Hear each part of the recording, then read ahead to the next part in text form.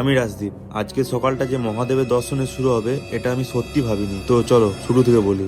সকাল সকাল ঘুম থেকে উঠে দেখি একটা বন্ধু ওর ফ্যামিলির সাথে আমাদের বক্রেশ্বর বেড়াতে এসেছে। তো তার জন্য আমার সাথে দেখা করতে এসেছিল।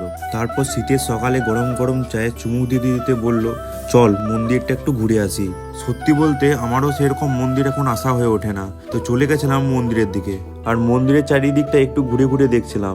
তারপর হালকা কিছু টিফিন করে বেরিয়ে গেলাম বাড়ির দিকে। আর ওরও কিছু কাজ ছিল, তাই ও দেরি না করে বেরিয়ে যায় ওর বাড়ির উদ্দেশ্যে।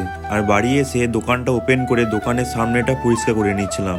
তারপর দোকানে যেসব জিনিসগুলো শেষ হয়ে গেছিল সেগুলোই জায়গায় জায়গায় রাখছিলাম। আর আজকে বাড়িতে মা বাবা ছিল না, বিয়ে বাড়ি গেছে। তাই দুপুরে চলে আসি হোটেলে দুপুরে মিড ডে মিলের জন্য। তারপর বাড়ি এসে মায়ের ফোন আসে, ছাদে কাপড়গুলো মেলা আছে, তুলে নিয়ে আয়।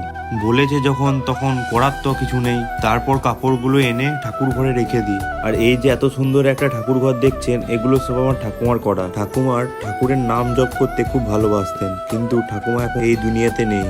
যারা যারা ছোট থেকে দাদু ঠাকুমার ভালোবাসা পেয়েছে তারাই জানে আসল ভালোবাসা কাকে বলে। তো যাই হোক, তারপর সন্ধ্যের দিকে একটু মন্দির দিকে গিয়েছিলাম।